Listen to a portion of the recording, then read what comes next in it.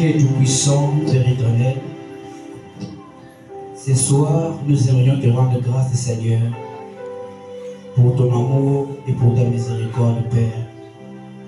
Tu as touché nos cœurs et nous sommes venus de ce côté-ci, Seigneur. Ce n'est pas pour venir se faire voir, oh Dieu, mais c'est pour venir t'adorer et pour venir t'exalter, Seigneur. Comme nous sommes venus à toi, oh Père, nous nous abandonnons complètement à toi, Seigneur. Puisse saisir chaque âme ce soir, Père, et que tu parles au moyen de ta parole. Écarte l'homme du chemin, Seigneur, et nous te remercions pour tout ce qui a été déjà fait, Seigneur. Les cantiques, Seigneur, qui ont été chantés pour ta gloire, Père, et les prières qui ont été fredonnées, Seigneur, oh Dieu, Papa, laisse que cela puisse être pour ta gloire, oh Dieu. Maintenant, Dieu de grâce, ce soir, nous allons nous approcher de toi.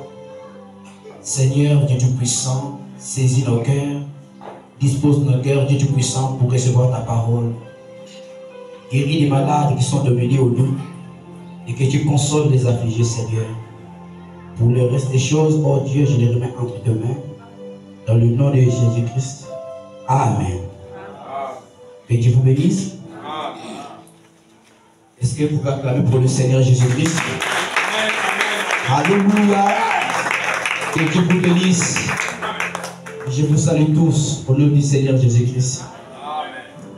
C'est une joie, un privilège et une grâce pour nous de se retrouver dans la maison du Seigneur. Amen. Sans plus tarder, nous allons prendre la Bible. Nous allons lire dans un seul endroit, Genèse chapitre 24.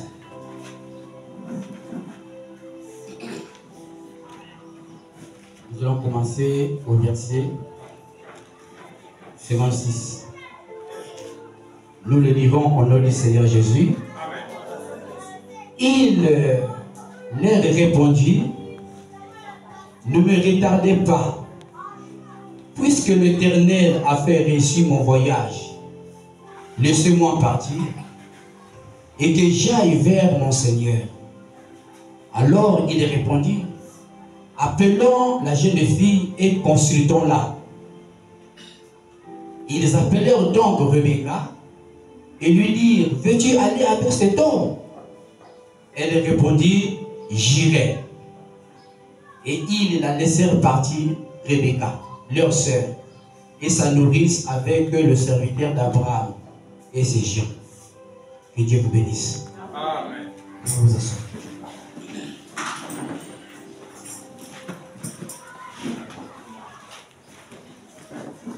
Et je vous salue encore dans le nom du Seigneur Jésus-Christ. S'il y a un sujet que nous aimerions aborder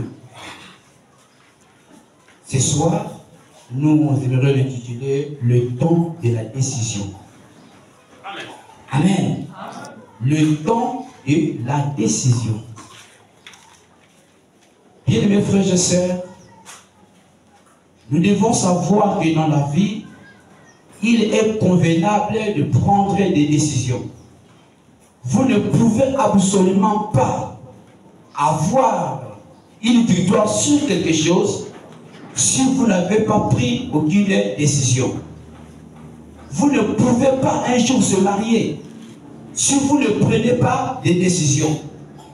Vous ne pouvez pas étudier s'il n'y a pas une décision qui a été prise. Donc nous voyons que dans la vie humaine, il est nécessaire de prendre des décisions. Amen. Et une personne qui ne prend jamais de décision sur quoi que ce soit, amen, ne pourra jamais aller de l'avant. Voyons un peu le passage où nous venons de lire. On nous parlait d'Abraham. Abraham, comme vous le savez, celui qui était le père de la foi. Alors il est arrivé un temps où Abraham a décidé de savoir qui sera la femme de mon fils Isaac. Parce que Abraham voyait que Isaac commençait à prendre de l'âge. Alors il doit décider sur quelque chose. Et même la personne qu'il va envoyer pour chercher cette épouse, mais il fallait qu'Abraham puisse prendre d'abord une décision. Amen. Amen. Vous voyez que dans toutes choses, il faut toujours une décision. Amen. Amen. J'aimerais que le frère puisse nous balancer la première citation, parce que je dois courir vite. La première citation.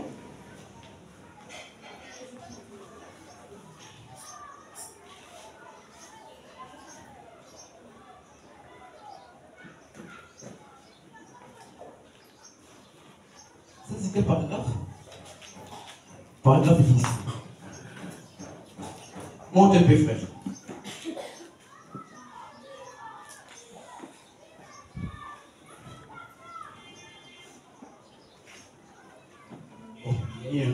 Suivez-moi ici. Suivez-moi ici. Le temps de la décision, paragraphe 10. Écoutez. J'aimerais aborder ce soir un sujet intitulé le temps des décisions. J'aimerais lire dans Genèse 24, verset 58, juste un verset. Et ils appelèrent Rebecca et lui dirent, veux-tu aller avec cet homme? Elle répondit, j'irai. Vous savez, nous sommes obligés de prendre des décisions. Il y a des fois où nous devons arriver au point où il nous faut dire oui ou non. Cela fait tout simplement partie de la vie humaine. Amen. Il y a un temps où nous ne pouvons pas rester neutres. Et si tu le permets, je ne pense pas que nous puissions quitter cette église ce soir tel que nous y sommes entrés. Amen. Amen. Si le Saint-Esprit vient accomplir son œuvre parmi nous, Amen. nous serons alors obligés de dire oui ou non. Nous ne pouvons pas rester les mêmes. Amen. Amen. Amen. Amen. Donc nous voyons que dans la vie, il nous faudra toujours prendre des décisions. Amen. Vous ne pouvez absolument pas avoir une victoire sur quelque chose si vous ne prenez pas une décision. Amen. Continuons. Je prends le paragraphe 11. Il est arrivé un temps où Abraham, le grand patriarche et serviteur de Dieu, devait prendre une décision. Et cette décision était celle de savoir qui de son fils Isaac, celui qu'il avait attendu 25 ans durant, et qu'il avait reçu comme venant de mort, et qu'il savait être un messager de Dieu, appelé et séparé. Et un temps arriva où il devait prendre la décision. Amen. Qui serait sa compagne pour accomplir le plan de Dieu? Amen. Vous voyez, Dieu ne prend pas toutes les décisions à notre place. Amen. Amen. Amen. Et souvent, Dieu ne dit pas à ses prophètes la chose exacte à faire. Car ils doivent prendre la décision. Nous n'avons pas besoin, nous n'avons pas de décisions à prendre. Et si nous n'avons pas de décisions à prendre, et que nous dépendions de Dieu pour chaque action, alors il n'y aura plus de victoire de notre part. Il y a des fois, ils prennent la mauvaise décision. Le prophète ou de Dieu prennent de mauvaises décisions et trop souvent, ils sont induits en erreur. Vous voyez ce que problème dit? Nous devons toujours prendre des décisions. Et nous ne devons pas attendre à Dieu qu'à chaque fois, à chaque action, il faut que Dieu puisse décider à notre place. Mais nous devons aussi prendre des décisions à nous-mêmes. Une pensée me vient. Souvenez-vous, les enfants d'Israël, quand ils ont quitté l'Égypte pour aller vers la terre promise, ils ont rencontré beaucoup de géants. Ils ont rencontré des Amoréens. Ils ont rencontré des Égyptiens. Mais quand ils combattaient, ils partaient toujours de victoire en victoire. Ils n'avaient jamais eu de blessés dans leur camp. Ils n'avaient jamais eu de mort dans leur camp. Mais quand ils ont touché quelque chose qui était interdit, alors ils ont commencé à enregistrer vraiment beaucoup de défaites. Il y a eu vraiment de morts dans leur camp. Je crois 36 personnes comme ça. Vous voyez? Mais il faut vraiment dire que quand Josué a constaté qu'il y avait de morts dans leur camp, alors il a dit arrêtez. Arrêtez de combattre. Il y a quelque chose qui ne va pas. N'oubliez pas que ce n'est pas Dieu qui a dit à Josué d'arrêter le combat. Mais Josué, en étant vraiment un commandant en chef, a dit il y a quelque chose qui ne marche pas. Arrêtez d'abord de combattre. Nous devons publier un jeûne de 7 jours. Amen. Parce que Dieu nous avait fait la promesse qu'aucune nation ne pourrait résister devant nous. Mais nous dit-il qu'il y a de morts. Nous dit-il qu'il y a de défaites. Ils ont publié un jeûne de 7 jours. Et après, ils ont tiré au sort. Et le sort était tombé sur Akan. Et Akan a confessé.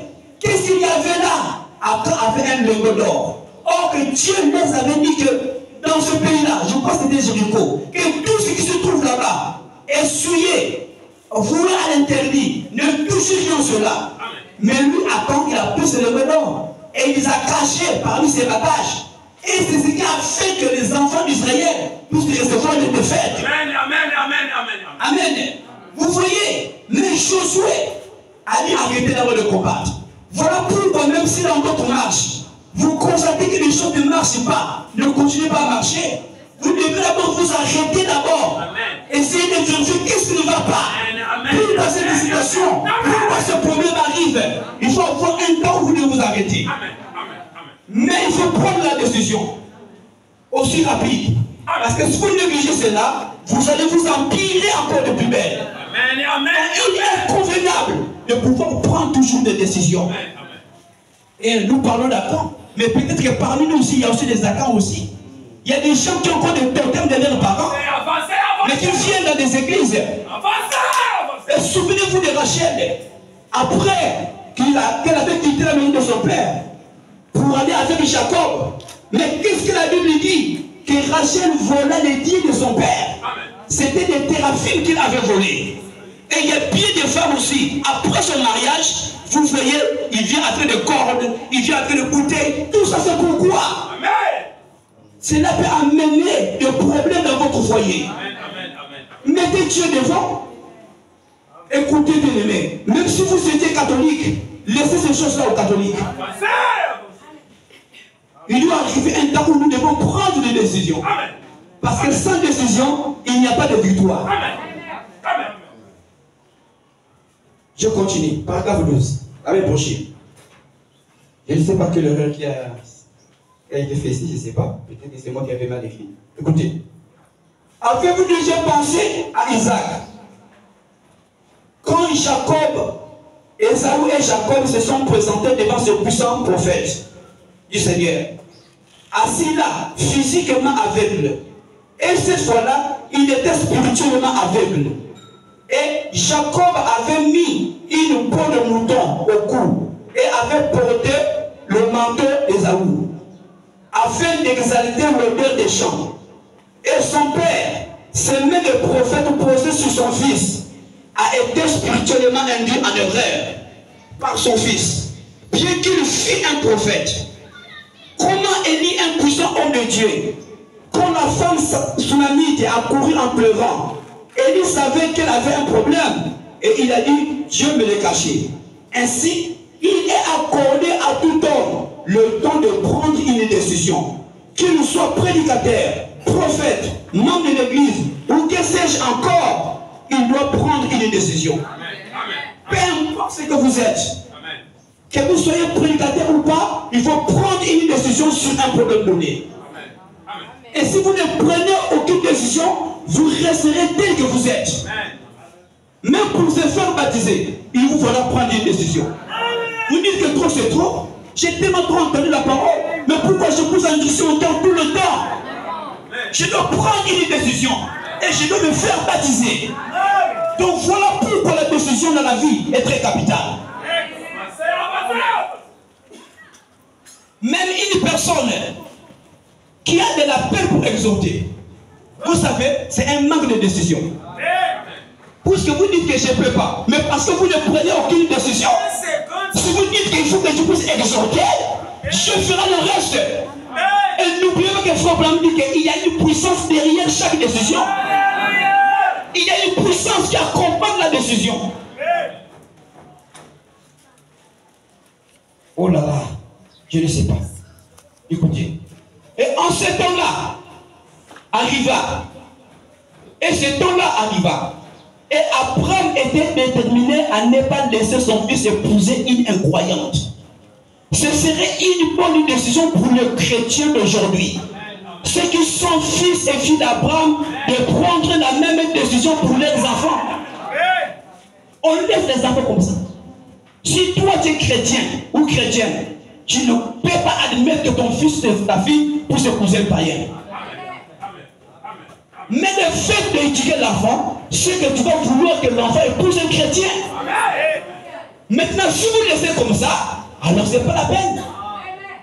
Mais lui apprendre n'a pas voulu s'asseoir comme ça. Il dit dans le milieu où je vis là, non, ça ne marche pas. Peu importe la qualité de femme, qu'elle soit belle ou pas, ça ne marchera toujours pas. Il faut aller là-bas dans ma patrie là-bas.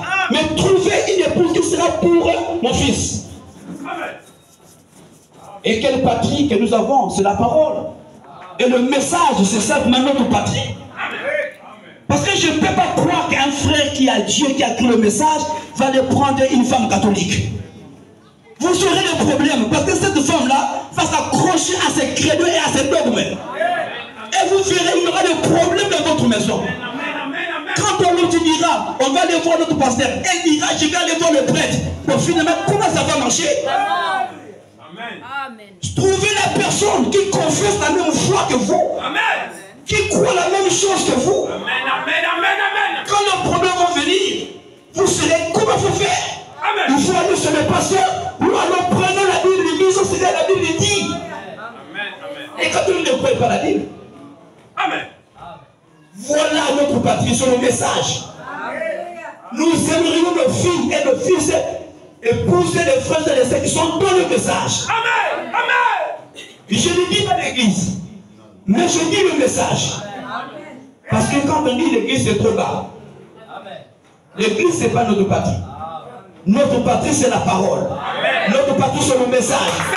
Il nous rassemble tous. C'est le message qui nous prépare pour toutes choses. Amen. Amen. Amen.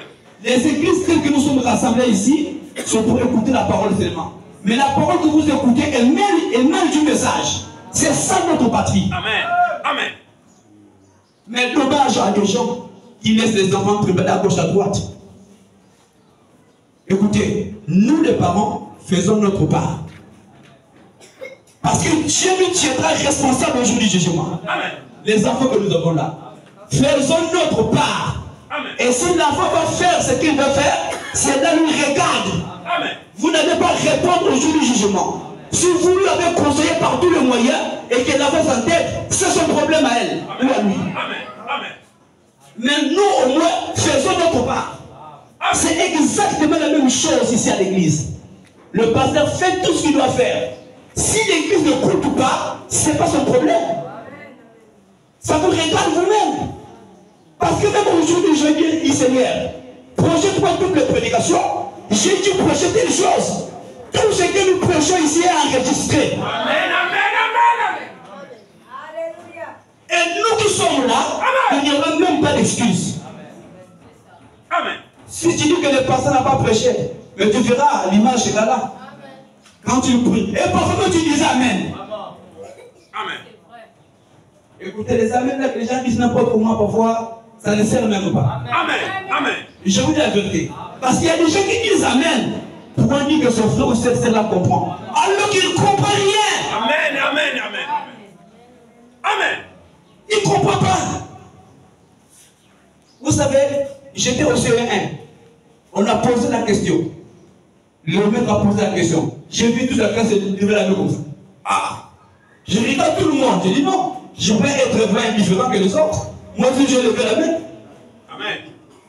Mais en faisant comme ça, le maître a repéré. Il dit toi, me plaît le coup. Allez, donne la réponse. J'étais bloqué. C'est ce qui se passe aujourd'hui. Quand on dit, mais tout le monde nous montre là. Mais tout ça, ils montrent là. Ils comprennent cela. Ou bien tu veux montrer aux autres quand tu as dit Amen. Non. Amen veut dire que ceci est la vérité. Et je crois cela. Si tu ne crois pas, qu'est-ce qu'on dit? C'est la vérité. Et l'amen qu'on donne, ce n'est pas pour c'est à Dieu. Lui a dit que je crois à cette parole. Et c'est la vérité. Mais malheureusement, il y a des gens qui savent que c'est la vérité, mais ils sont toujours comme ça. Amen. Mais c'est grave. Pendant que la parole de Dieu est prêchée et que la vérité est là, même s'il y a des problèmes, oubliez ce problème-là. C'est Dieu qui apporte la solution à tous les problèmes. Amen. Avancez. Pendant que Dieu est là, amen, il faut toujours ponctuer un amen quand c'est la vérité. Amen. Amen. Amen. Je vous raconte une petite scène. Notre papa, il avait toujours l'habitude, vers 16h, le 13h, voulais dire, quand il quitte de son travail pour venir faire une pause à la maison, souvent, il venait toujours avec un sachet. Et dans ces sachets-là, il y avait toujours du pain. Parfois, c'est du biscuit. Mais nous, les enfants, on connaissait déjà l'heure. Et c'est à partir de 13h qu'il doit être là. Mais à partir de 11h, 10h, nous sommes à gauche et à droite. Mais dès qu'on demande l'air à quelqu'un, tonton, il est quelle heure? Oh, il est 12h50. On court vite à la maison. Pourquoi? C'est parce qu'on sait que papa va venir. Il va apporter le pain, les biscuits. C'est exactement la même chose que Dieu fait. Même si l'église commence à 17h, mais toi là où tu es, quand tu vois qu'il est déjà 16h30, qu'est-ce que tu vas faire? Tu vas courir. Amen. Tu vas finir à l'église rapidement. Amen. Et quand il venait, donc nous, on était comme les gens qui étaient au loin. S'il n'est pas encore là, on rentre encore de la parcelle. Il y avait un jour, notre oncle venait et dit, maman, mais la maison est vide. Mais où sont les enfants? Oh non, je ne sais pas. Ils sont partis pour aller jouer peut-être le ballon. Il faut pas laisser les enfants comme ça. Il faut aller les chercher. Quand le père va venir, il va parler. On m'a dit non, reste calme. Tu verras quand ça fait bientôt 13h. N1 commence à planer. Parce que le père est là. Et c'était exactement la même chose. Disons exactement ça. Et l'autre homme était là. Vers 12h50, c'est ma grande sœur qui apparaît. Vers 55, c'est moi qui apparaît. Parce que c'est bientôt 13h. Amen. Alléluia. Mais voyons un peu, bien aimé. Depuis le matin où nous étions loin. Mais quand on a vu que 17h approchait, on commence à planer. Parce que l'on dit qu'il y a le petit qui est là. Il y a le biscuit qui est là. Mais ceux-là qui ne comprennent pas, ils sont dans leur maison. Et est-ce que vous connaissez que dans la parole, il y a des promesses? Amen. Dans la parole, il y a des promesses. Et même quand on dit que El Shaddai, le Dieu qui porte les seins, vous croyez que ce sont les seins des femmes là? Mais c'est un langage biblique. Ces seins, ce sont ces promesses-là. Si vous êtes fatigué et vous croyez à ces promesses, cela vous donnera encore de la force. Cela vous donnera de l'espoir. Voilà pourquoi il fait des promesses. Un homme fait des promesses à sa femme. Pourquoi on fait des promesses à nos femmes? C'est pour les activer. Amen. Dieu aussi fait des promesses pour nous redonner de l'espoir. Amen. Alors quand il venait avec ce chassé-là, il vient. Allez, chaque personne devait courir. Celui qui sera le plus rapidement tiré les chassés de la main de papa. Dieu fait la même chose ce soir. Pendant que la parole de Dieu est prêchée, il faut être le premier à croire la parole. N'attends pas que l'autre dise Amen pour que toi tu dises non. Il faut dire. Pourquoi nous disons que Dieu m'a aimé le premier? Le premier. Nous devrions être toujours les premiers. Oh là là. Merci Seigneur.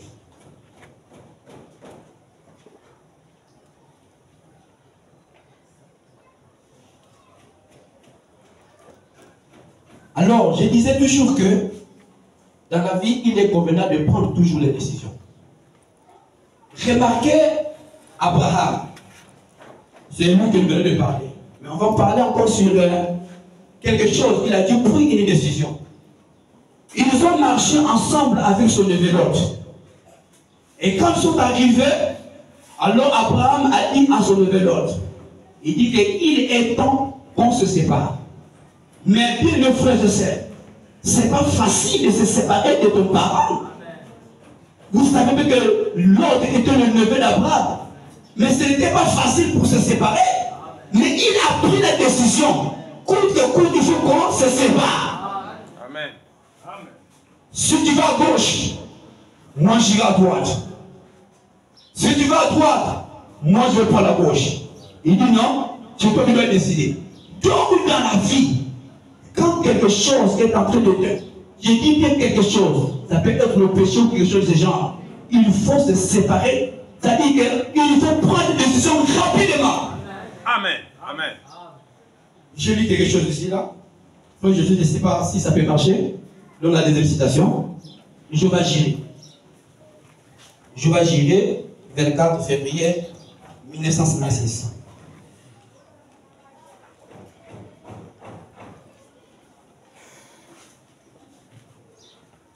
Voilà, c'est ça. Mon bébé. Et l'autre a marché avec Abraham, qui était aussi un croyant.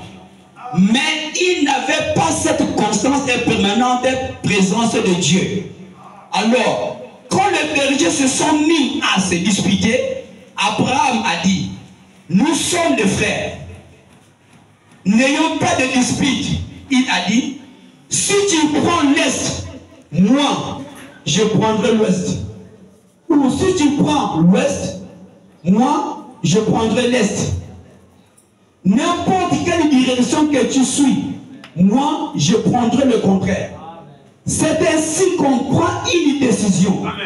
Oh Dieu, c'est toi qui conduis. Amen. Amen. Moi et cela, espère que ça pénètre profondément. Amen. Regardez, c'est toi qui conduis, oh Dieu. Et l'autre, évidemment, comme il était mondain, il a regardé vers les plaines arrosées de Sodome et de Gomorrhe. Et il s'y est allé et disant qu'il est devenu le responsable de la ville. Il s'asserait à la porte où les gens, je ne sais pas, les juges, voilà. Les juges essayaient toujours. Il était devenu juge ou le maire de la ville. Sa femme était devenue membre peut-être de chaque cercle de couture qu'il y avait là. Et elle avait vraiment accédé à la haute place, certainement. Mais regardez quelle foule il s'était mêlé. Dieu a dit à Abraham de se séparer. C'est ce que Dieu exige des chrétiens aujourd'hui. Se séparer de toutes les choses du monde. Amen. Dieu exige la séparation. Parce que vous ne pouvez pas marcher avec les choses du monde jamais. Et la Bible dit que celui qui va se faire ami du monde se fera ennemi de Dieu. Donc Dieu exige vraiment une séparation totale. Amen. Si nous avons beaucoup d'ennuis, c'est parce que le monde est toujours derrière nous. Mais regardez un peu, la femme de l'autre, lorsque vous savez, la femme de l'autre, quand les gens sont venus les faire sortir, on leur avait dit qu'elle ne regardait pas en arrière.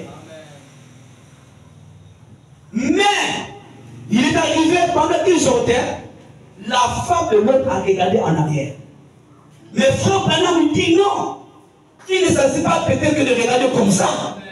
Mais pendant qu'elle sortait, son cœur était toujours attaché avec le monde là-bas. Elle était dans la vie qui s'est passée là-bas sur l'homme. Oh, que Dieu soit loué. Regardez même qu'ils ne sont pas sortis par eux-mêmes. C'était les anges qui ont pris par force de sortir. Mais cela était à cause de l'intercession d'Abraham. Dieu voyant Abraham, voyant, mais là, Seigneur, mais dis-moi un peu. Mais qu'est-ce que tu vas aller faire là-bas? Mais ne trouveras-tu pas 50 juste là-bas? Le petit père épargner la ville. Oh non, mais si j'en trouve 50, j'épargnerai la ville. Oh Seigneur, mais tu peux trouver 40. Mais si j'en trouve 40, je vais épargner la ville. Mais c'est pas là que les hommes continuent toujours à marcher. Après, vous savez qu'il n'y avait pas 50. Il est arrivé peut-être jusqu'à 10. Dieu a dit que si je trouve 10, alors je vais épargner la ville. Et il a compris qu'il n'y en avait même pas 10.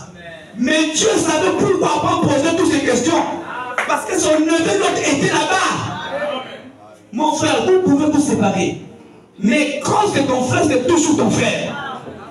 Le sang que vous voyez là, qui nous lie là. Oh là là, il y a un lien qui nous lie. C'est le sang. Peu importe ce que le frère a fait. Mais aussi, donc, qui est votre frère, il y a quelque chose qui va vous lier à lui. Même dans la famille, le frère de sang, charnel même de la famille, nous pouvons désavouer le comportement de nos frères là. Mais cependant, ils sont toujours nos frères. Si tu pars de la vie, on est en train d'agresser, je crois que tu vas t'arrêter. Tu ne veux pas croiser le pas, tu vas faire quelque chose. Donc pourquoi ça? C'est parce qu'il y a un lien dans le sang. Oh, bien frères et sœurs, séparons-nous des choses du monde. Nous devons toujours prendre une décision à chaque fois que nous sommes face à une situation. Je verrai une pensée me vient là sur Daniel. Je ne sais pas si le frère Joseph Mais donner Daniel chapitre 1. Je crois que c'est là-bas, je vais dire quelque chose rapidement. Daniel chapitre 1, à partir du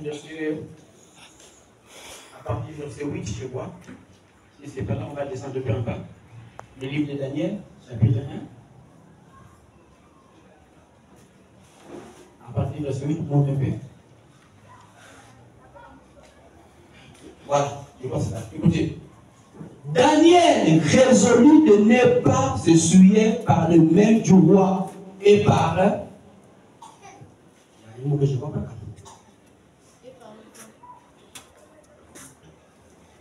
Par le vin. Puisque l'écran... Voilà. Il dit, Daniel résolut de ne pas se souiller par le main du roi et par le vin dont le roi buvait. Mais regardez un peu, il dit, il est résolu. C'est-à-dire qu'en d'autres termes, Daniel décidait de ne pas se souiller par les mains du roi et par le vin dont le roi buvait. Vous comprenez? Donc c'était une décision. Il a dit que maintenant il n'a pas de Yahvé. Maintenant, je ne touche pas ça. C'était une décision. Maintenant, nous allons voir un peu ce qui suit après cette décision. Écoutez. Il pria le chef des eunuques de ne pas l'obliger à se souiller. Dieu fut trouvé à Daniel faveur et grâce devant le chef des eunuques. Le chef des eunuques dit à Daniel, j'ai craint mon Seigneur. J'ai craint mon Seigneur. Je ne vois pas trop bien là. C'est le roi. Est-ce qu'il faut que je sois là ou comment? Mais ça ne va toujours pas bien. Cela prouve que non, vous lisez la Bible. Ça ne se voit pas bien.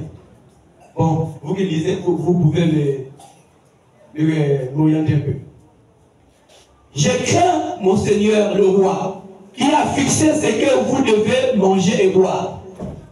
Car pourquoi verrait-il votre visage plus abattu que celui de jeunes gens de votre âge? Vous exposeriez ma tête. Je ne sais pas si vous comprenez. Parce que si je peux expliquer un peu dans les détails. Lui, quand il a appelé le chef des eunuques, il a dit que non. En tout cas, moi, avec le plat là, le roi là, et le vin, moi, je ne peux pas. Mais le chef des eunuques lui dit non. Mais tu vas me mettre en danger devant mon roi. Mais quand tu vas constater que votre visage, vous savez quand quelqu'un de mange pas bien, mon visage, ça démontre. Et quand je verrai votre visage abattu, eh bien, j'aurai le problème avec le roi. Écoutez, que celui des jeunes gens de votre âge, vous exposerez ma tête auprès du roi. Alors Daniel dit à l'intendant, à qui le chef des eunuques avait remis la surveillance de Daniel. Amen. Et de Anania, Mishaël et d'Azaria. Bon, ça, c'est les trois enfants les plus que nous connaissons. Meshach, Abednego et ceci. Éprouve tes serviteurs, ça c'est Daniel qui dit. Éprouve tes serviteurs pendant 10 jours.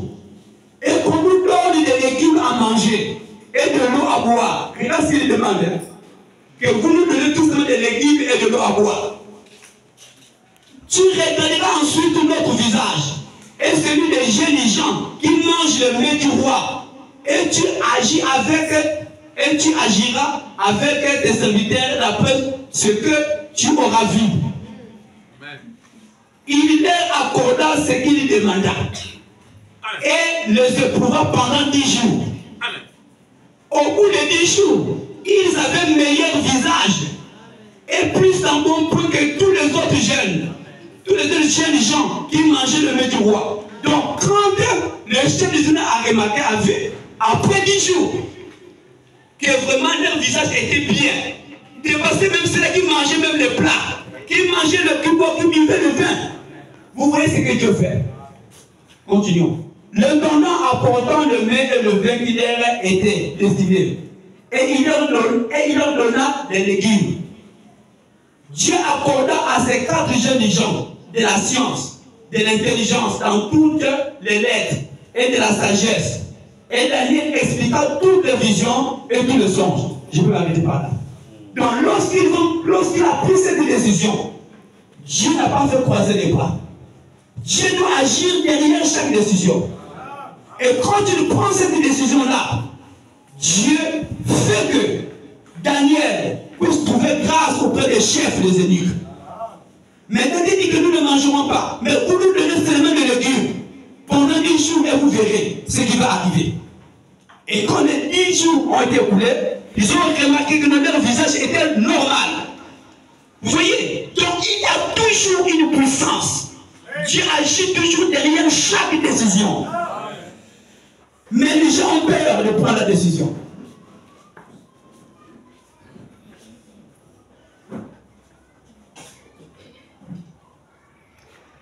Vous savez, mes frères et sœurs, dans la marche, il y a beaucoup de choses qui peuvent arriver. Et nous devons nous attendre que tout peut arriver dans la vie. Tu peux tomber malade sans imaginer. Tu peux être tamponné par un véhicule. Tout peut arrêter. On peut t'arrêter aussi arbitrairement. Tu n'as rien fait de mal. Tout peut arriver dans la vie. Mais dans la vie, quand il y a des situations ou des problèmes qui surgissent, il nous faut que nous puissions nous attacher à Dieu pour que nous puissions trouver solution à chaque problème. Amen. Quand il y a des problèmes, qu'est-ce que nous faisons souvent? Nous courons à gauche, à droite. Parfois, on va même chez les païens pour aller trouver des conseils. Non, ne faites pas cela, frère. Vous savez, si vous allez même dans le tribunal, vous verrez beaucoup de couples chrétiens qui se déchirent. Parce qu'il y a un problème qui est surgi et on va directement au tribunal. Ne faites pas cela, frère. Amen. Écoutez, je lis à Cades Barnier, paragraphe 66, 65, je commence 65. Écoutez. Le moment des jugements de Cades Barnier est venu pour vous. Je vous rappelle qu'à Cades Barnier, c'était pendant qu'Israël était dans son pèlerinage, c'était un lieu où le jugement de Dieu était, où Dieu jugeait son peuple. Amen. Écoutez, le moment de jugement de Cades Barnea est venu pour vous. Peut-être que certains d'entre vous ici devaient avoir divorcé. À un moment donné, le temps vient où les différents viennent dans le foyer. Est-ce que l'écriture est là? Oui. Voilà, bon, suivez. Moi, je vais dire ici. Parce que ici, pour l'écran, c'est lisible. Écoutez. À un moment donné, le temps vient où les différents surviennent dans le foyer. Ils doivent être appanis d'une façon ou d'une autre. Vous devez prendre une décision.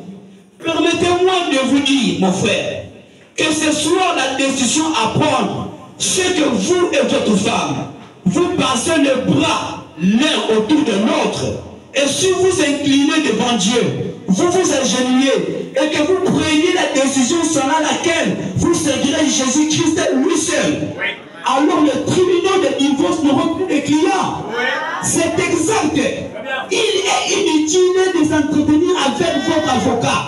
Ce qu'il nous faut, c'est un entretien avec votre sauveur. C'est exact. L'avocat pourra vous prodiguer un conseil, mais le sauveur peut vous sauver. Un avocat peut donner de la psychologie, quelque chose en rapport avec ses études psychologiques, mais Jésus-Christ peut vous donner sa grâce et son amour. Cela prend la place de tout cela. Pourquoi faire ça, bien-aimé? Nous commettons beaucoup d'erreurs. Je vais vous donner un exemple. Si mon épouse commettait un délit et que je l'attrape pour ça, je l'amène vers mon grand frère. Tu as vu cette femme-là que je poussais? Regarde. Ça, c'est pas la parole. Dieu ne nous demande pas de faire comme ça. Ou alors je prends cette épouse, je l'amène chez le pasteur. Pasteur, regarde ma femme. Regarde. C'est toujours pas la parole. Ce qu'il faut faire, c'est vrai que ça peut faire mal. Je la prends tout simplement, prends ton bras, mets autour d'elle. Et vous devez vous agenouiller et prier. Est-ce que vous comprenez? Et prendre des décisions. Si elle reconnaît la faute, elle peut dire, oh Seigneur, pardonne-moi. Cette fois-ci, je vais prendre la décision de ne pas revenir encore sur les mêmes choses. Mais regardez, frère, S'il peut arriver quelque chose que l'autre ne croit pas qu'il a l'erreur, c'est à ce moment-là qu'on peut aller voir le pasteur. C'est-à-dire que on ne peut dire que c'est moi qui ai raison. Moi aussi, c'est moi qui ai raison. Non, allons voir l'homme de Dieu. Il va trancher cette affaire-là par rapport à la parole. Mais si l'autre est déjà dans une défaite déjà, ça ne sert pas de tirer. Amen. Le problème, c'est de pouvoir savoir comment réparer la chose et prier Dieu et promettre à Dieu, Seigneur, peu importe le problème, nous te servirons quand même. Il n'y aura aucun problème qui va nous empêcher de te servir. Nous te servirons quand même. Amen. Je ne sais pas si vous voyez cela. Un petit débat. Oh, le comptable va témoigner. Il peut dire, oh, le comptable va témoigner. Mais quel moment que vous pouvez résoudre vos problèmes? Parce que même si ce n'est pas le problème de couple, même les problèmes des enfants, vous devez avoir la capacité de résoudre chaque problème.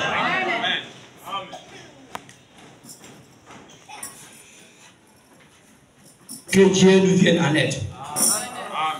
Frère, continue.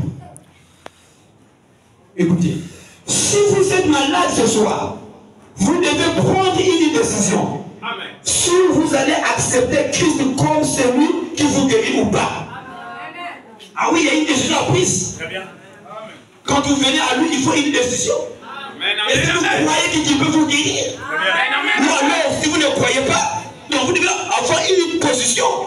Amen. On ne doit pas être neutre, jamais. Amen. Alléluia. Écoutez, vous ne pouvez pas être indécis et tergiverser là-dessus. Vous devez dire, je crois en lui, ou je ne crois pas en lui. Je veux me rétablir, ou je ne veux pas me rétablir. Je n'ai pas assez de foi pour me rétablir. Vous devez prendre une décision. Amen. Amen. Amen. Si vous êtes un pécheur ce soir, vous devez prendre une décision. Amen. Vous êtes à Kadès Barnéan. Vous êtes au lieu du ciel du jugement. Ces petites sources ou églises représentent le lieu où commence le jugement. C'est-à-dire la maison de Dieu. C'est ce qu'est dit Jésus. La Bible dit, le jugement commence par la maison de Dieu. Nous sommes dans la maison de Dieu ce soir. Vous devez prendre une décision. Vous devez prendre votre décision. Si vous allez venir à Christ ou le rejeter ce soir, chaque personne ici doit prendre cette décision à l'instant même. Amen. Soit vous quittez ce lieu un meilleur homme ou une meilleure femme par rapport à ce que vous étiez quand vous êtes venu. Soit vous partirez étant pire que quand vous êtes venu ce soir. Vous ne pouvez pas rester au milieu. Amen. Vous devez prendre votre décision. Amen. Amen. Amen. Amen. Amen. Quand on vient à l'église, il faut toujours prendre une décision. Ton problème que tu as là, qui est en train de te tourmenter, il faut toujours prendre la décision. Tu diras, Seigneur, Très bien. tu connais mon problème, Seigneur. Mais si tu peux m'aider, oh Dieu, je te promets que je vais te servir. Prenez la décision. Amen.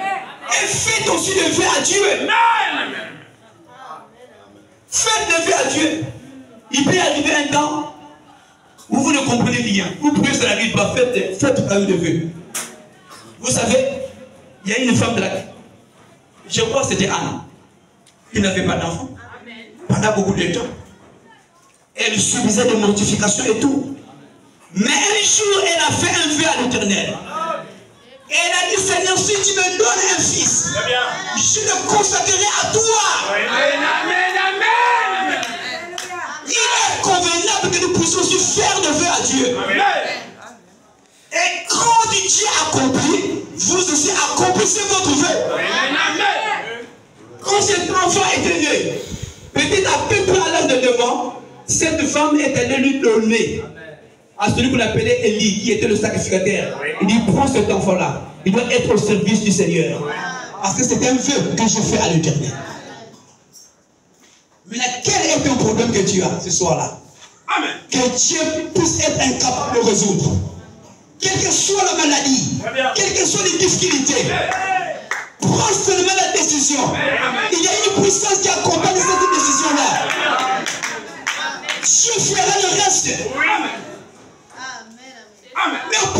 ça ne marche pas? Parce qu'on ne prend pas de décision. Ou alors on prend une décision, demain on rétracte encore. Voilà pourquoi ça ne marche jamais. Amen. Écoutez.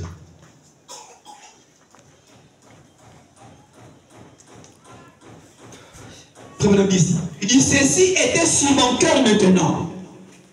C'était sur mon cœur maintenant. C'est entre vos mains. Donc, ce qu'il disait, il dit que cela était dans son cœur. Mais comme il a parlé, cela se retrouve entre vos mains. Vous devez prendre votre décision. Et vous devez prendre une décision. Vous êtes un pécheur, un bon membre d'église.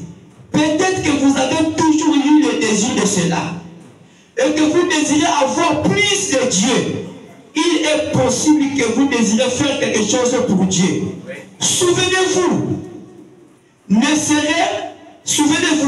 vous ne serez mortel qu'une seule fois. Et cette seule fois est la seule fois où vous serez mortel.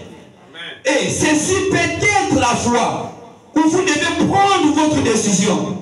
Soit vous allez monter avec Dieu, soit vous allez rester là où vous êtes. Amen. Il vous faut peut-être prendre votre décision ce soir.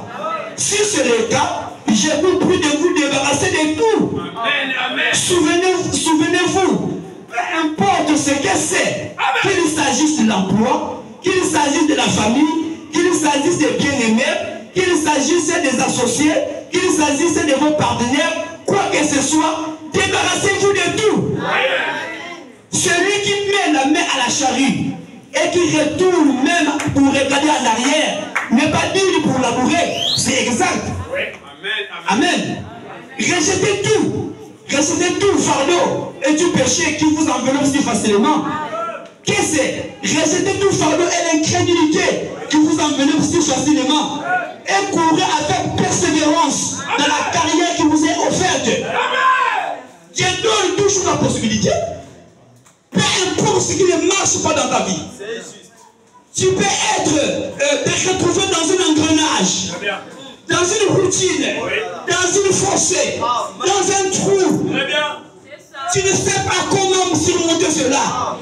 Mais dis Seigneur, oh, je prends la décision de te servir Dieu. Si tu peux me faire sortir dans cet engrenage-là, Seigneur, je vais te servir de plus belle encore. Si tu m'enlèves dans cette condition maladie, Seigneur, je vais te servir, oh Dieu. Aide-moi, Seigneur. Je serai obligé de descendre. Et si vous êtes sincère, et que votre décision est sincère, je ne vois pas ce que Dieu ne peut me faire pour vous. Amen. Moi, je ne peux rien faire pour vous. Tout comme le pasteur, je ne peux rien faire pour vous. Mais il y a un homme qui est capable de résoudre chaque problème. Et cet homme, c'est Jésus-Christ. Il suffit que vous vous abandonnez à lui totalement. Prenez la décision. Pourquoi voulez-vous rester dans les mêmes choses? Pourquoi? C'est toi qui es devenu, c'est-à-dire le plus grand commerce du monde. Pourquoi? Mais tu peux prendre la décision d'arrêter ces choses-là. Je veux que ce soit un bon frère, une bonne soeur. J'arrête avec tout ça. Ça ne sert même pas d'aller jeûner. Pourquoi même jeûner? Il n'y a que votre décision qui compte, pas les jeunes. Si tu connais que c'est toi qui es le porteur de troubles dans l'église, mais tu peux couper ces liens-là, tu peux les couper. Prends la décision. Seigneur, j'ai été fautif dans tes problèmes. Mais aide-moi. Je vais abandonner toutes ces choses-là. Quelle que soit la vie que tu mènes, que ça soit l'impudicité, tout ce qu'on peut connaître, surtout, il y a une possibilité de couper cela. Il nous faut séparer les choses du monde. Comme disait le pasteur Syriac, quand on entend qu'un tel est tombé, là on doit l'idée c'est la guerre. Qui vous a dit que c'est la guerre avant que tu tombe? Mais tu peux tomber dans le mensonge. Tu peux tomber dans la boisson. Tu peux tomber dans le commérage. C'est la vérité. Mais voyons un peu, il est combien de tomber parmi nous ici? Prenez la lumière de la parole. Voyez votre vie. Il y a combien de tombés parmi nous ici? Nous sommes tous des tombés. Et il faut prendre la décision de couper ces choses-là. Il faut que les gens remarquent votre vie. Que vous avez changé. Avancez. Vous direz, oh, nous sommes de la foule. On ne va pas me repérer, mais tu te trompes.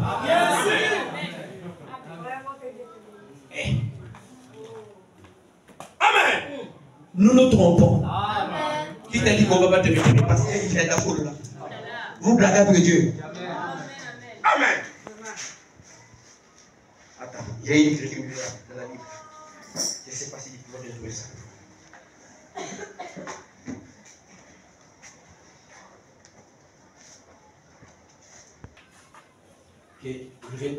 Il est convenable aussi de pouvoir réprimander quelqu'un devant tous, devant tous les gens. Vous pensez que toute chose, on appelle une cachette. Frère, regarde bien.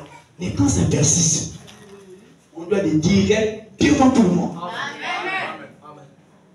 Je ne sais pas pourquoi je trouve cette écriture. Non, pourquoi je trouve ça? Pour qu'au moins que vous ayez dit que non, je ne vends pas les choses. Amen.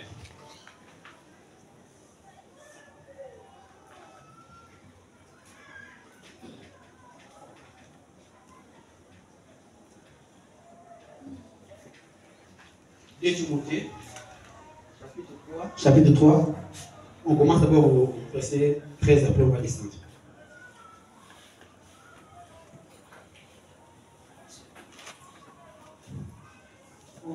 Je parle de Timothée, c'est des Thessaloniciens, excusez-moi.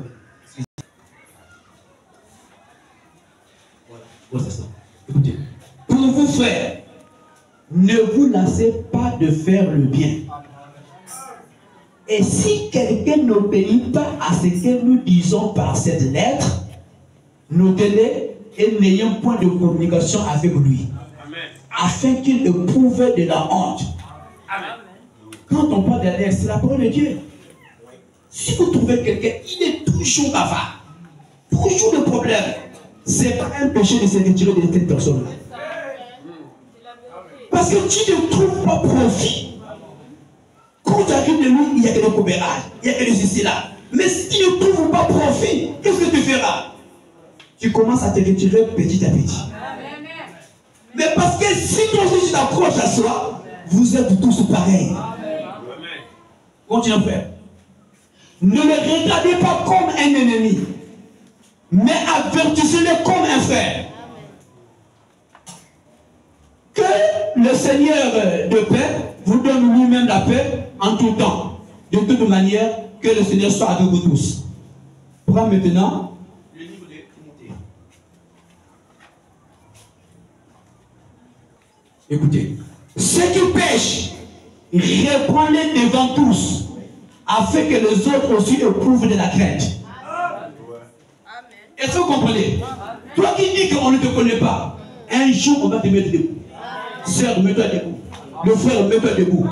S'il y a des commères, c'est ce frère-là ou cette sœur-là. Ça va arriver un jour. Mais pour que cela n'arrive pas, il est convenable d'arrêter toutes ces choses-là. Prenez la décision d'arrêter ça. Je vous dis que ça va arriver un jour. Je vous dis la vérité. C'est comment tu vas faire ça? Peut-être c'est un homme, c'est le pasteur lui-même. Vous pensez que non, on ne connaît pas. Vous êtes sûr que Dieu donne la sage au pasteur et il ne connaît pas. Il ne connaît pas l'esprit de tout un chacun de nous. Donc il n'est pas ce pasteur dans cette église. Amen. On dit pour que les autres aussi éprouvent de la crainte. Je crois que les gens vont s'arrêter. Les gens, on va mettre un frère debout et une sœur debout comme ça. Il y a que des autres. Ça, c'est lui qui fait ça. Tu vas voir les autres commères là. Voilà, c'est comme ça. Parce qu'on ne doit pas toutefois cacher. Vous savez, même dans Matthieu 18, il est dit, ton frère a péché. Vous connaissez l'histoire? Va vers lui. S'il n'est pas convaincu, viens prendre encore un autre frère. Amène-le devant lui. S'il n'est pas convaincu, peut-être il faut prendre un troisième. Repars. S'il n'est pas convaincu, qu'est-ce qu'il faut faire? il faut le dire à l'assemblée. Mais avant de le dire à l'assemblée, il faut le dire au pasteur. Pasteur, regarde ce que je fais à propos. Ça. Mais le frère reste toujours dans cette condition. Et le pasteur appelle le frère. Et quand il appelle le frère, si le frère résiste, la Bible dit considérez-le comme un païen. En réalité, il faut couper la communion avec cette personne-là. Parce que tout ce qu'on dit, il ne croit pas. Mais pourquoi tu restes là? Oh, bien mes frères et sœurs, faisons vraiment attention. Le temps de Dieu arrive. Ce n'est pas pour vous faire peur. Et si c'est pour vous faire peur, moi-même aussi j'ai peur. Parce que ça peut me retourner sur moi-même. Il se peut que moi-même aussi je suis là-dedans. Vous croyez que ce que prêche ici, là, ce sont des anges célestes. Nous sommes des humains. Et vous devez savoir que quand nous prêchons, c'est une inspiration qui descend. Et quand ça descend, parfois tu ne te contrôles pas. Tu peux te condamner toi-même sans te rendre compte. Parce que c'est Dieu qui parle. Et vous n'êtes qu'un instrument. Donc vous croyez que tout qu'on prêche, on n'est pas coupable de ça? Non. Nous aussi, nous sommes coupables. Chaque personne reçoit sa part. Amen.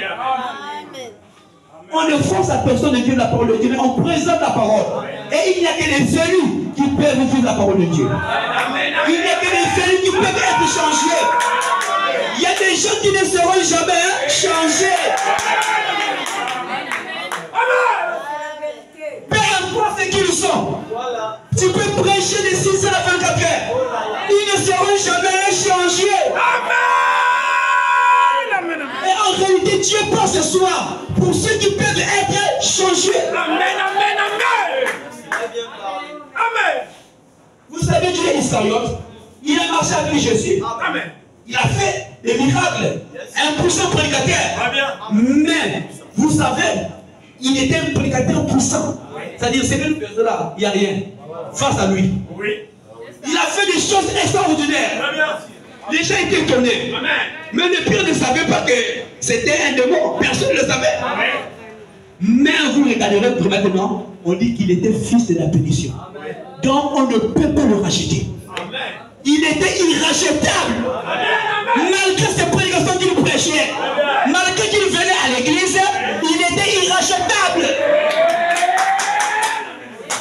Or que Jésus est venu racheter ceux qui peuvent être rachetés. Il est venu sauver ceux qui peuvent être sauvés.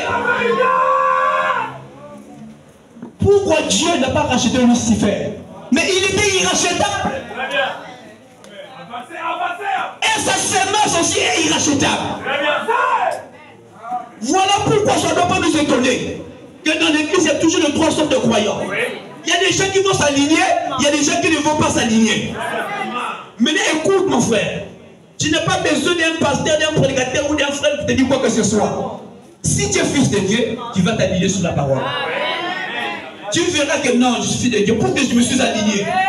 Mais quand tu n'arrives pas, tu connais quel genre de sémence que vous avez. Mais il n'y a pas moyen de les chasser. Non, nous n'avons pas eu ce mandat-là. Même les sorciers, on ne les chasse pas. Mais ça peut vous troubler, mais oui. Les sorciers aussi, ça sert peut de les chasser. Vous savez, je crois dans Matthieu 13, quelque part. Non, Matthieu 13. Où on nous parlait la parabole du bleu et des livrets. Voilà, c'est ça Matthieu 13, c'est pasteur. Si vous lisez, vous verrez qu'on dit, c'est-à-dire les serviteurs sont de dire à leur maître, maître, n'as-tu pas semé de la bonne semence dans ton champ? D'où vient qu'il y a des livrets? Il est répondu que c'est un ennemi qui a fait cela. Veux-tu que nous puissions aller l'arracher? Il a dit non. Ne les déracinez pas. Parce qu'en déracinant l'hiver, vous déracinez en même temps sur le bleu. Laissez les deux croître ensemble jusqu'à la fin. Amen. Parce que vous pouvez chasser un chrétien. Parce que pour l'avoir accusé, c'est un sorcier. Vous pouvez se manquer la vision. Laissez les deux là. C'est la parole qui va les chasser. Toi prêche la parole seulement. Lucas, il va voir que son corps n'est plus là. C'est beau. Parfois, ça, si le pasteur il est parti. Mais parce que vous dites qu'on va chercher des sorciers, mais parfois il n'est pas sorcier, et vous le mettez à la porte, c'est un péché. Amen. Amen. C'est la vérité. Vous savez, je disais la frère Branham, il y a une femme qui avait été accusée de sorcière dans son église. Oui. Frère Branham était là, toujours dans le ministère du Fils de l'homme, discernant les pensées des gens. Alors cette femme se présente. Oui. Elle se présente sur l'estrade. Il y a même des anges comme ça. Elle se présente là à l'estrade. Frère Branham, toujours s'efforce de faire, il parle. Après il tourne, il dit, hey, il se rend compte qu'il y a une personne là. Il dit, bonjour madame. Elle fait comme ça. Il dit que toi et moi, on ne se connaît même pas. Oui. Jamais de la vie on s'est rencontrés. Oui. Mais si tu me dis quelque chose qui ne va pas en vous, vous ne croyez que je suis son serviteur, son prophète? Très bien. Amen. Amen. Je vois une ombre derrière vous. Il dit non, il s'agit de mensonges. Très bien. C'est un homme qui a prophétisé contre vous. Oui. Et on vous a traité de sorcière. Et dans votre église, vous êtes sortis à cause de ces choses-là. Vous voyez, cette femme, ça nous faisait mal, elle n'était pas une sorcière. Très bien. Frère me dit non, vous n'êtes pas une sorcière. Frère me dit même votre pasteur a de la polio. N'est-ce pas? Voilà. C'était pour contrer cette femme que non, c'était Dieu lui qui parlait. Très bien. Votre pasteur a de la polio. Et c'est un homme aussi qui professe la guérison divine. Et cela est vrai, sœur. Vous n'êtes pas une sorcière. Oui. Repartez à la maison. Oui. Le mal qui vous dérangeait est parti. Et cette femme est partie avec un cœur surmonté. Très bien. Amen. Maintenant, celui qui a dit que c'est une sorcière, non? Oui. Et on chasse les gens, pourquoi? Même là où il y a plein de sorcières, on ne le chasse pas. Il y a des églises, hein, c'est un repère des démons, mais ils sont toujours là. C'est la parole qui chasse. C'est la parole qui fait le tri. Dieu connaît nos cœurs.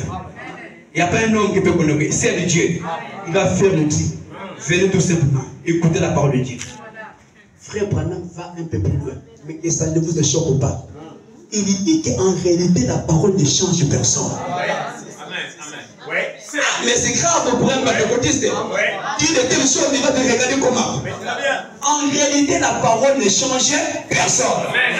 Mais Dieu fait la parole. Elle manifeste les semences qui se trouvent en nous. C'est la vérité. C'est comme la pluie. Ne change pas les semences. Si tu as planté le blé, tu as planté la racine. La pluie, quand elle tombe, c'est pour manifester quel genre de semences qui ont été plantées là. C'est ce que la parole de Dieu fait. Avancez. Voilà pourquoi, si vous êtes un chrétien, vous allez vous améliorer. Si vous ne l'êtes pas, vous allez devenir pire. Amen. Quand Dieu venait à l'église, c'était bien. Mais en écoutant la parole, il devient encore pire. C'est la semence qui est en train de prendre sa position. Amen. Donc la parole de Dieu est profonde. Avancez. Ça, je parle dans un angle donné. Maintenant, à la manière des hommes, là je vais parler dans un sens figuré, si je peux dire comme ça, la parole change. Parce qu'on voit quelqu'un qui fumait, qui fait n'importe quoi, quand on entend la parole de Dieu, il ne fume plus. Nous disons que la parole de Dieu a changé. C'est toujours la parole. Mais tout va dépendre dans quel angle que vous avez. Amen. Très bien. C'est la vérité. Vraiment. Tout ça. Nous avons fait 10 ans, 8 ans dans le message. On est toujours les mêmes personnes. Mais qu'est-ce que j'ai fait? Mais c'est parce que nous ne prenons pas de décision. Il y a des gens qui peuvent être changés, mais ce qui est maintenant, c'est la décision. C'est de dire que nos jeunesses, ça, ils marchent pour tout, un peu c'est tout. Amen. Tu verras que ta vie va changer. Ouais. C'est la vérité.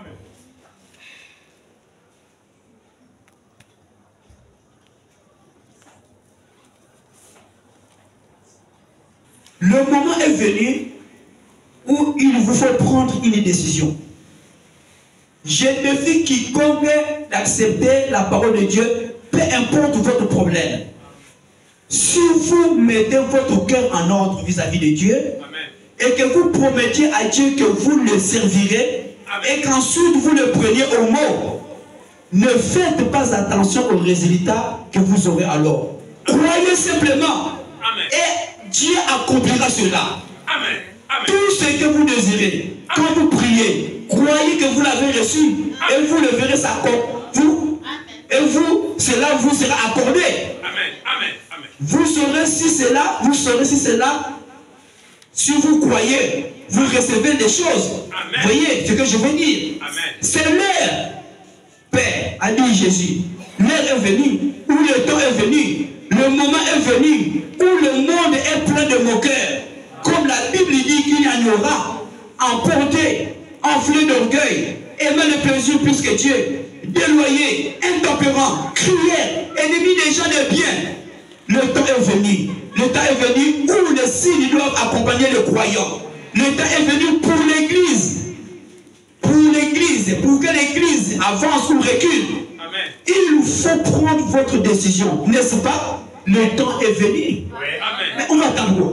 Amen. En fait, on va attendre quoi?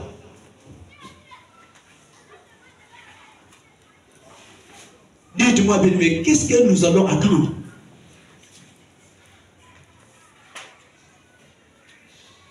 Vous savez, j'ai toujours eu ce souci aux hommes de Dieu. Pas les hommes de Dieu comme nous. Les hommes de Dieu comme le pasteur qui a une grande charge. Frère, conduire l'église, il faut que tu sois appelé à faire le travail.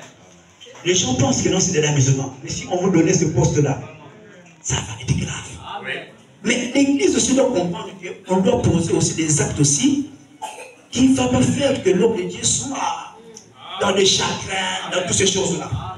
Parce que quand vous chagrinez un pasteur, vous chagrinez Dieu lui-même. Je vais vous dire ceci, par exemple, que notre président de la République, il a vu un ministre quelque part, même soit à Dieu là-bas. Et que ce ministre qui arrive là-bas, on lui dit de n'importe quoi. On fait de n'importe quoi et le ministre est dessus.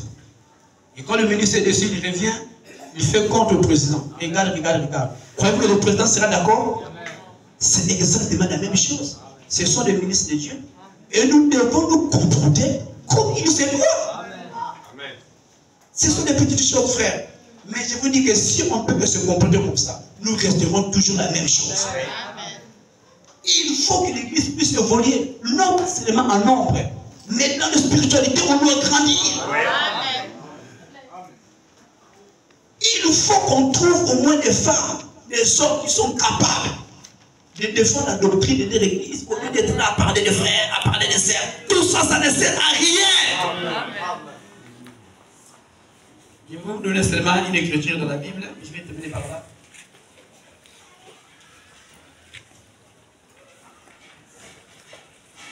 Prends Tite chapitre 3, verset 8, on va descendre un peu. Tite. Chapitre 3, à partir du verset 8. C'est le Nouveau Testament, Tite. Écoutez. Il dit, cette parole est certaine. Et je veux que tu affirmes ces choses, afin que ceux qui ont cru en Dieu s'appliquent à pratiquer de bonnes œuvres. Voilà ce qui est bon et utile aux hommes.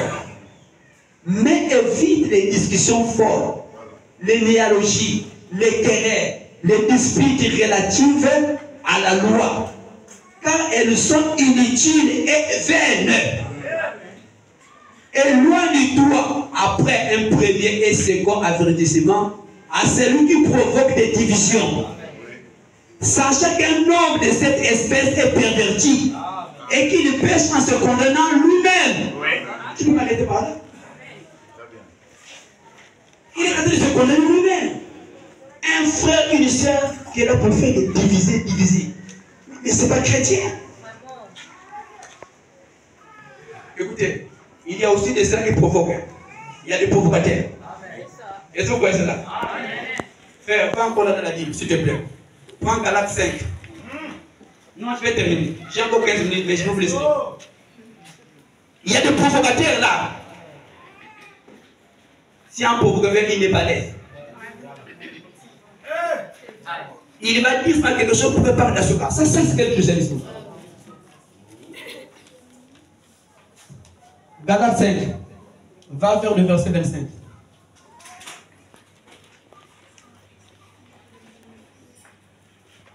Voilà, écoutez.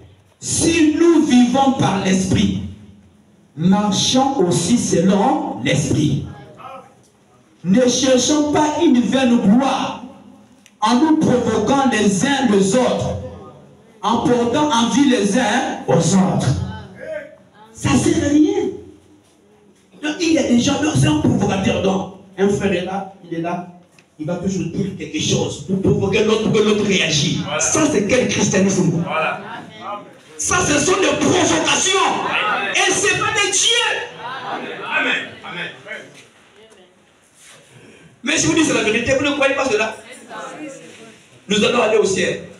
Nous irons. L'endemain va venir. Les tonnerres ont compté. Mais le tonnerre là, ce n'est pas pour toi. Parce que des petites choses qui ont échoué. Il y a des grandes choses qui seront limites. Frère, descends un peu en bas. Descends un peu en bas.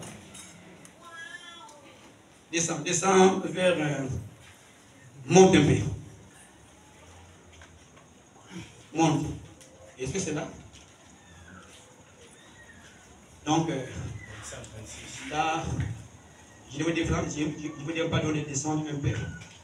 Là où il dit que les fruits de l'esprit, c'est l'amour, la bonté et tout. Je crois que c'est dans le même verset. Dans le même. 19, le monte un peu à 19.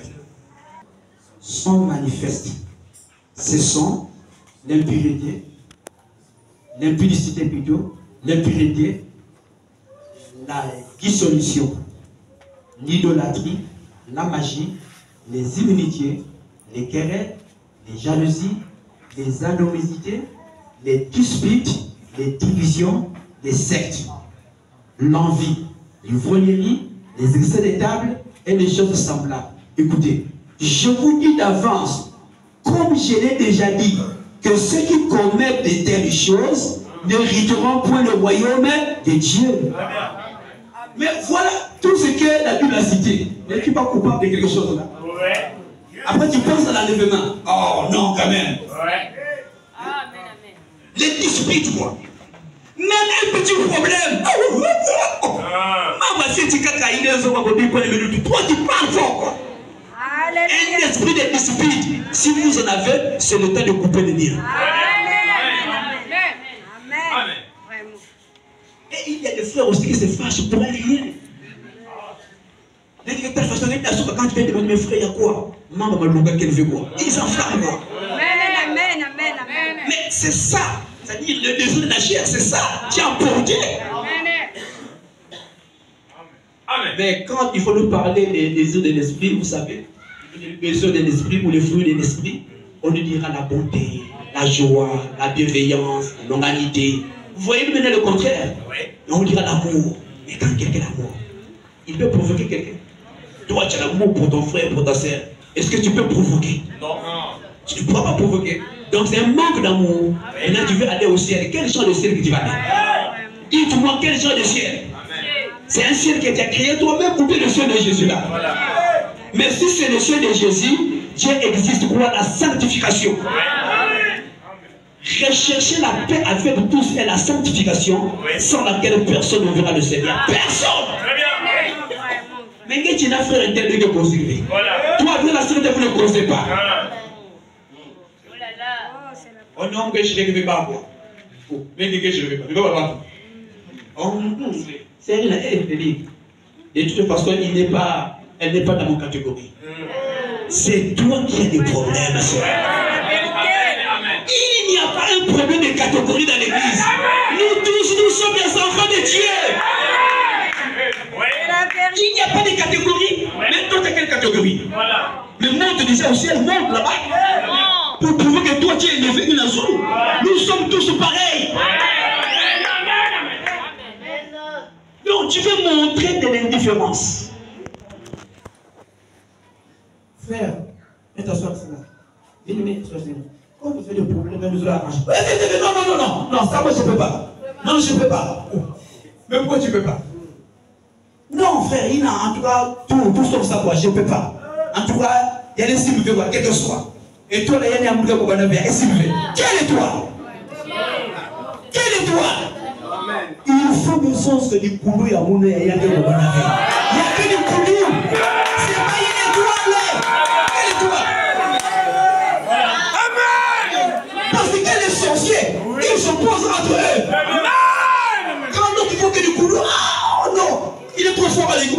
vérité. Mais peut-être que vous avez du boulot. Toi, tu as l'amour. Moi, j'ai l'amour. On doit être ensemble. Amen, amen, amen, amen. On doit confesser même le toi. Il faut dire à ton frère, à ta soeur, bien-aimé, s'il te plaît, j'avais mal pensé de toi. J'ai cru que c'est toi qui as fait ça.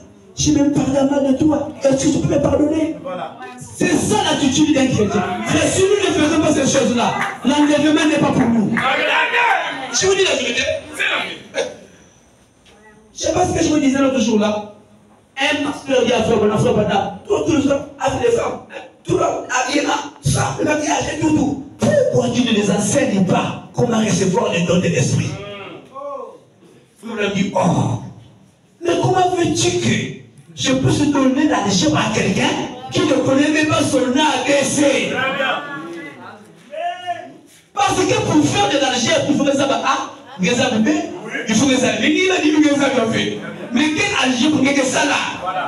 Donc c'est comme nous aussi dans les petites choses là, on néglige là. Comment Dieu va déverser dans les grandes choses? Je ne parle pas de toute l'église, pardonnez-moi. Je sais qu'il y a des gens qui sont bien assis, je connais. Je sais qu'il y a des gens qui sont bien assis. Dans la doctrine, ils sont bien assis. Mais ensuite, tu peux t'hasarder pour aller provoquer une telle personne. Et rien que sa vie va te financer. Sa vie seulement. Donc avant même que cette personne parle, quand tu vas voir sa vie, il y a même pas quelque part dans ça. Parce que quand tu traînes encore dans le conduire là, il y a un coin déjà. Il a dépassé l'étape là.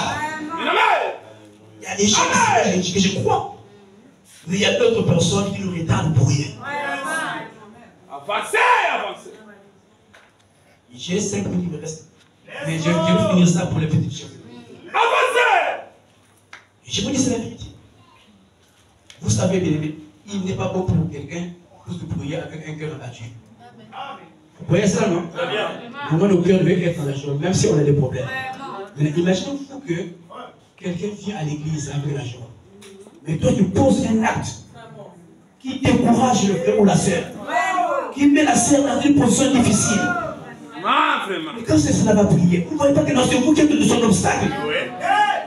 Si il a besoin d'une nono, pourquoi il a des moments, pourquoi il a des moments? Ici, nous faisons avec le problème, on trouve la solution. On ne vient pas ici pour chercher les problèmes. Je vous dis la vérité, ici, on ne vient pas pour chercher les problèmes. Ici, on vient pour chercher des solutions. C'est la vérité. Vous verrez ce qu'on va sortir là. Oh, le frère Roger, qu'est-ce qu'il veut qu'on te dise? C'est lui le pasteur. Et je ne crois pas en lui. Même si vous l'avez dit, il va devant moi, mais n'importe quel certainement dit ça. Moi, je ne crois pas en lui. De toute façon, il est qui? C'est mon pasteur? Mais si, bien sûr, je suis ton pasteur, mais si ton pasteur dit, pourquoi tu ne crois pas? Parce que ce que je dis là, c'est ce qu'il dit à tout moment. Moi, je fais seulement la répétition de ce que le pasteur a déjà prêché.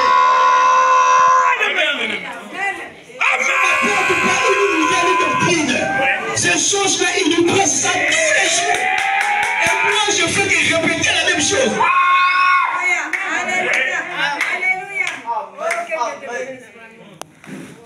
Quand il monte là, il condamne les gens.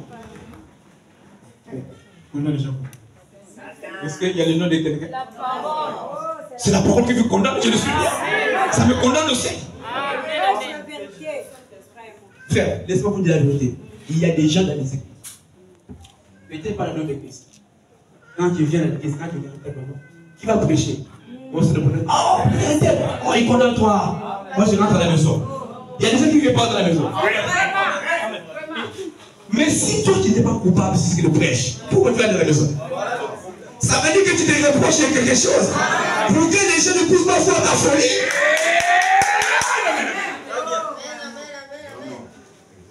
Qui va prêcher? Oh, c'est le frère interne. Oh! Et quand tu montes, il condamne les gens. Frère, il n'y a pas un prédicateur qui ne condamne pas. Il n'y a pas un ministère parmi les Éphésiens 4 qui ne condamne pas. Le péché n'est pas la camaraderie du monde. dit pasteur, tu dois être condamné. Évangéliste condamné. Prophète condamné. Tout le monde condamne les péchés. Amen, amen, amen. Et il ne s'agit pas seulement des ministres.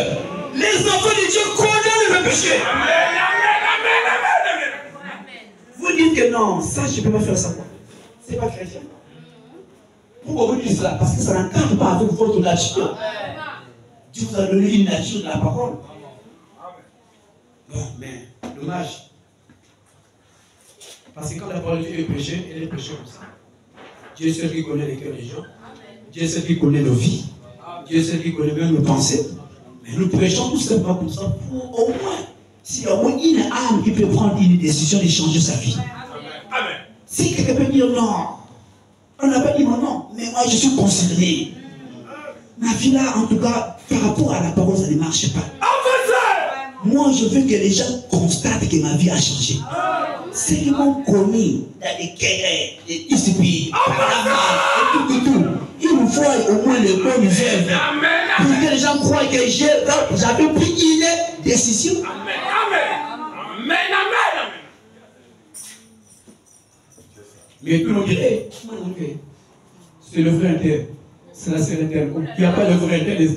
Il s'agit de toi, il s'agit de moi, il s'agit de lui. Amen, amen, amen. J'aimerais que vous t'acclamez pour les ce que Dieu vous bénisse.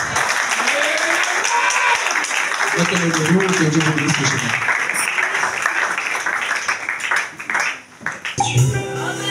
Tu vois le temps de la vie éternelle, mon Dieu. Comment ne connaît-il pas de nous alors que tu nous parles, Dieu de la chair? Alors que tu as dit, l'homme ne vit pas seulement du pain, mais de toutes les paroles qui sont de ta bouche. Ce soir, Dieu Tout-Puissant, nous avons compris et saisi ta parole, Seigneur. Nous ne voulons pas sortir de ce lequel que nous sommes rentrés, Dieu Tout-Puissant, mais que quelque chose se passe dans nos vies, Père. Entre-nous de la désobéissance face à ta parole. Entre-nous de la médisance, Seigneur. Entre-nous de le péché, Seigneur. La mondanité, Seigneur. Les influences de la vie, Seigneur. Mais laisse que nos esprits soient captifs chaque jour à l'obéissance de ta parole.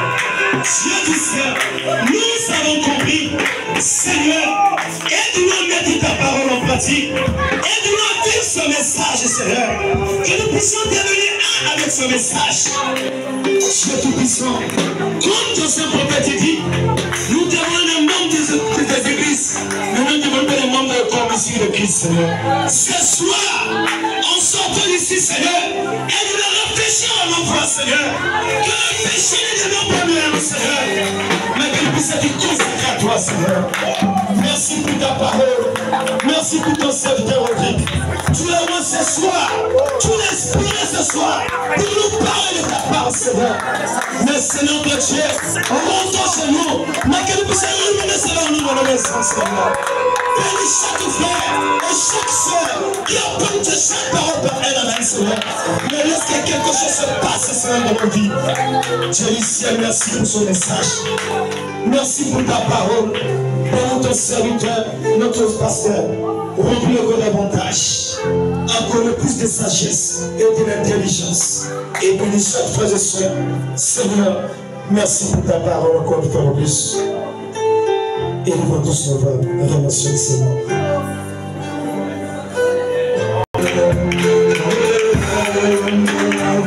Jésus.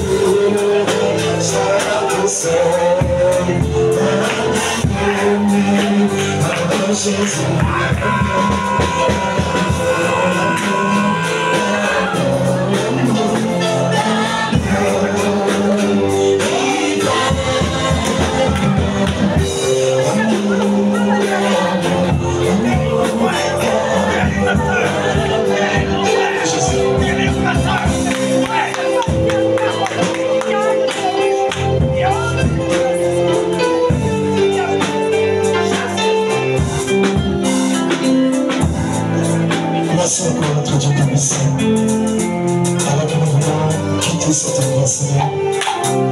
Pour tu accompagnes chaque frère et sœur. Bénis les dieux et les enfants qui sont recueillis.